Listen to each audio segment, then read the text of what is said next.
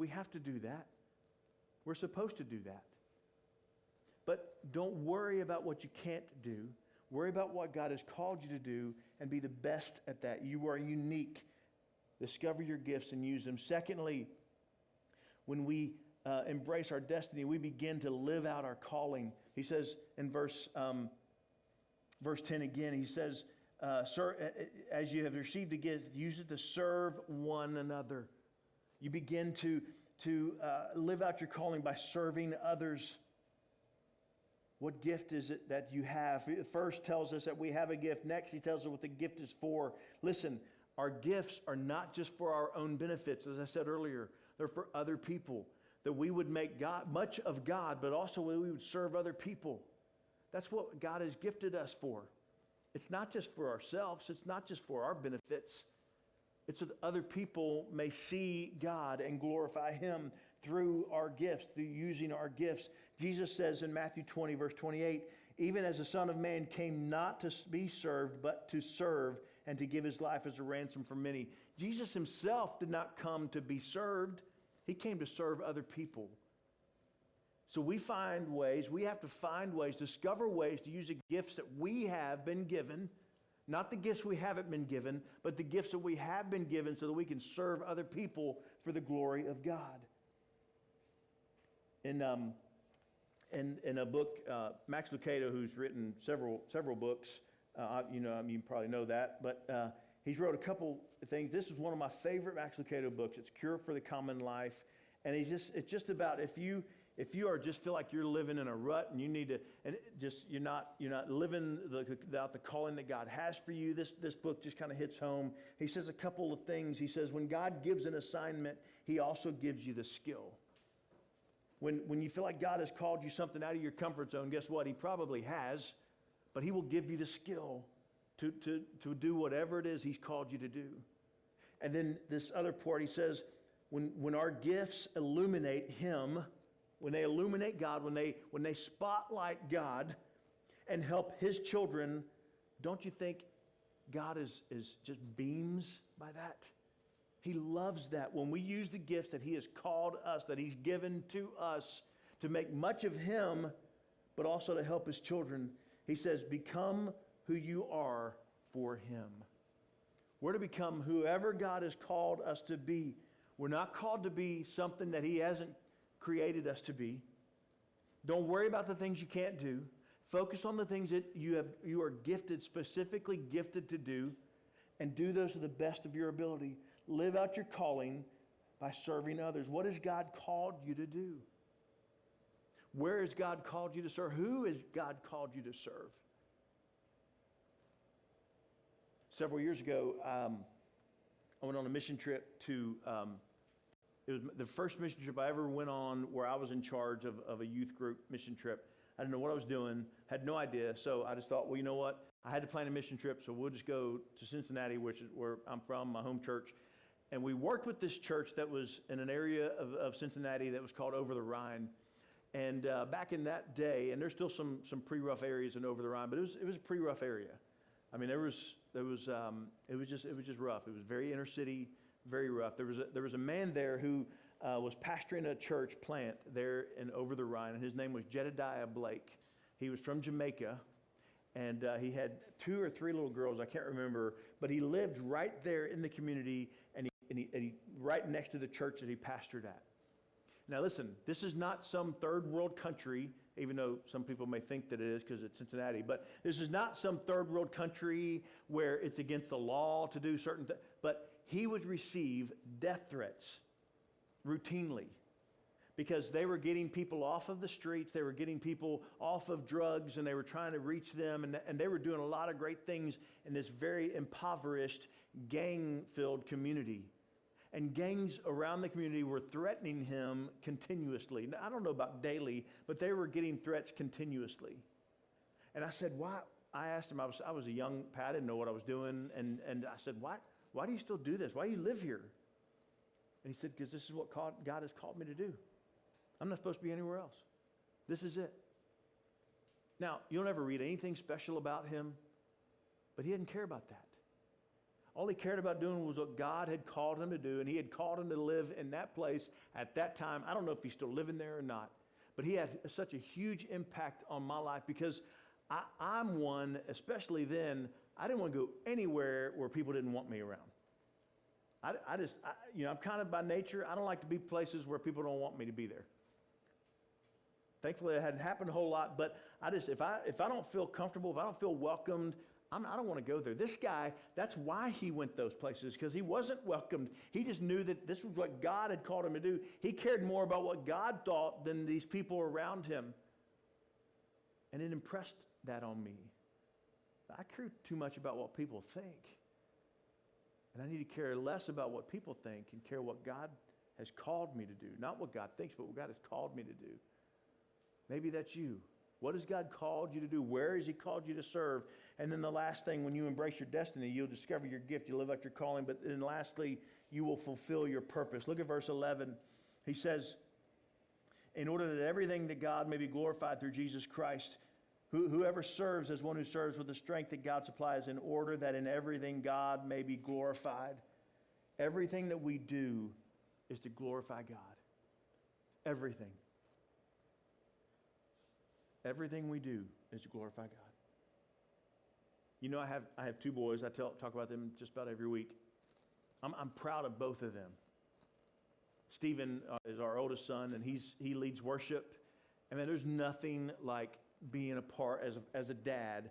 There's nothing about any better than being a part and watching him lead worship, and there's just nothing like that. I get goosebumps kind of. I'm so proud of him up there leading worship, using the gifts that God has given him. But you know what? My youngest son plays soccer, and I love that just as much. I love watching him do exactly what God has called him to do. And I don't even understand all of soccer, because it's still foreign to me. But I don't understand all of that. But I love it when he's out there doing what God has created him to do. What is it that God has called you to do? Are you embracing it, or are you struggling with accepting it because you wish it were something else? You wish it was a different talent. You wish it was a different gift. You wish it was a different passion. But you can't deny it. It's what he's called you to do. It's what he's equipped you to do, or is equipping you to do. Whatever it is, to live out the destiny, you have to embrace that. 1 Corinthians 10:31 says, so whether you eat or drink or whatever you do it all for the glory of God. Whatever you do it all for the glory of God.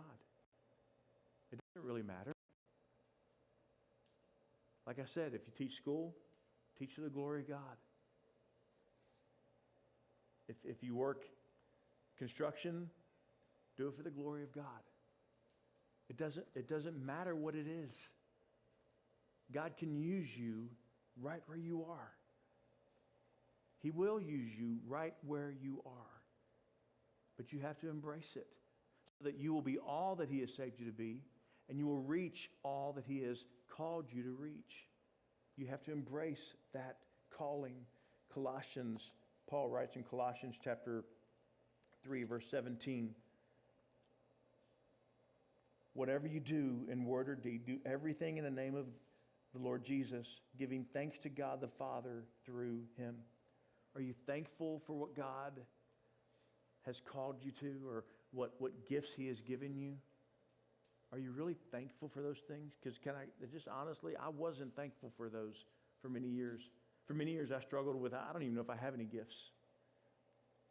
But the reason was because I was looking at these other people that had the gifts that I wanted, and I was thinking, I must not be gifted at all, because I don't have those gifts. I don't have that gift.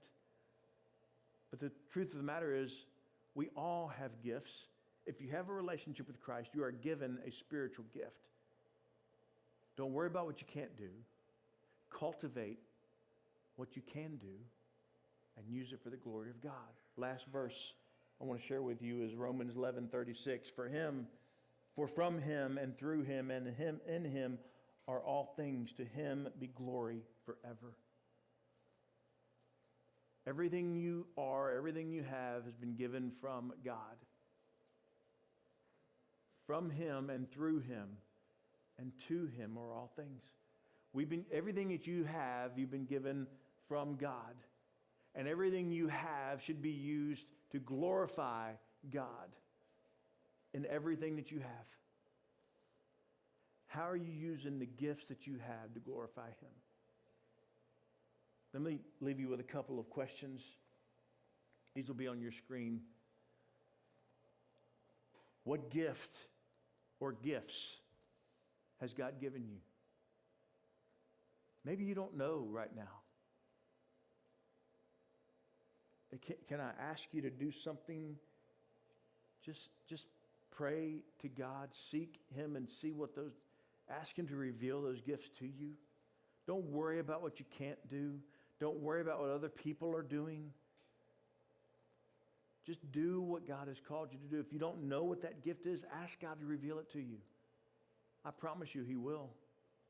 It may not be overnight. It may take a while, but it's okay. Remember, we got to be patient. We got to wait patiently on God. And patience is not just laying down on the couch and letting Him say, God, just fill me, and I'll just be here. That's not it. It's not a passive, it's not anything passive. It's when we pursue Him, when we seek Him, read His Word, spend time with Him, and ask Him, plead with Him to reveal His plans and His purpose for us, He will do that. If we seek Him with all of our heart. And then the second thing, how can you embrace your gift that God has given you and use it for others, but also use it to serve and glorify Him? What is the gift you have? If you don't know, I just plead with you, try to discover that. Seek God. He will reveal it to you. And when you discover what your gift is or gifts, more than likely you have more than just one, find ways that you can serve others, but glorify God. Because they're not really for us anyways. The gifts that we have been given, they're not for our benefit. They're for others. That we would be a demonstration, or we would show God off to other people that may not know Him just by the gifts that we have. It is not about me. It's not about you. It's not about us at all. But it's about the gifts that He's given to us, that we may make much of Him and reveal to Him, just like the verse in 1 Corinthians 12. Do something with your gift that shows everyone else who God is. What is your gift? What are your gifts? How can you use those gifts to glorify God? Let me pray with you. We're going to just spend a few moments in silent prayer. The band's going to come up in just a second, but we're going to spend just a second. I want you to just reflect on that. What are the things that God has called you to do? What is the gift that He has given to you? And how can you embrace it to make much of Him and show Him to other people? Show God who God is to those around you. If you don't know what God's gift is or what your giftedness in God is, just seek Him. And I promise He will reveal it to you. Like I said, it may not happen right at that moment. It may not happen on your timetable. It may take a little while. Sometimes we have to go through some difficulties to get there. But He will reveal your gift, because God is not a God of confusion. He doesn't want us to be confused. He doesn't want us to be He doesn't want us to be frustrated. At least I don't think so. He wants us to discover the gifts that He's given to us. But we will only do that when we seek Him. Seek God. Discover the gift that He's given to you. And when you discover that gift, or those gifts that He has given to you, Embrace it. Just embrace it. Gladly receive it. Don't worry about what it's not. Focus on what it is. And find ways to serve other people by using your gift. And find ways to glorify God by using your gift.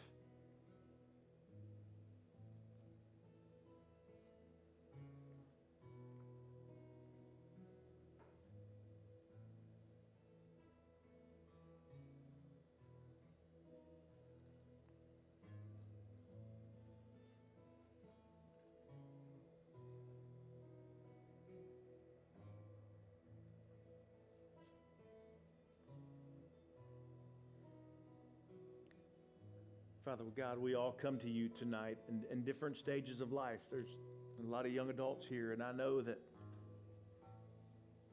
some of them are struggling with trying to discover what their calling is in life. What have you called them to do? Why have you brought them here? And not just here in this place right now, but why are they here in this community? What are you calling them to do? I've had those same thoughts myself. Why am I here? What am I to do here? What am I to do with these gifts? Because I don't really feel like they're anything special. I don't really feel like they're anything unique. Lord, help us to remember that the gifts we have come from you, so that makes us unique.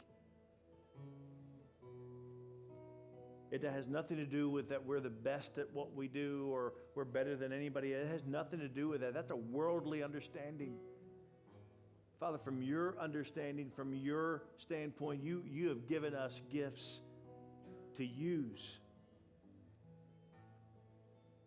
Not to be concerned over, but to use for your glory, to serve other people, and to glorify you. Help us to embrace those gifts. Sometimes it might take a while to really embrace it. It's taken me a long time to embrace the gifts that you've given to me. Because sadly, for so many years, I wanted them to be something different.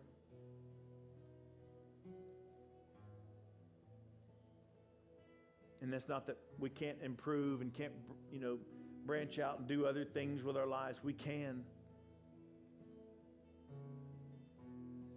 But once we discover what that gift, that true gift that you've given to us is, help us to embrace it so we can cultivate it, and we will grow in our faith, and we will make much of you. As we serve other people and we glorify you, we will make much of you, and other people will notice it. They won't notice us. That's not what it's about. They'll notice you through us. That's why we're here. We don't save anybody else. That's not up to us.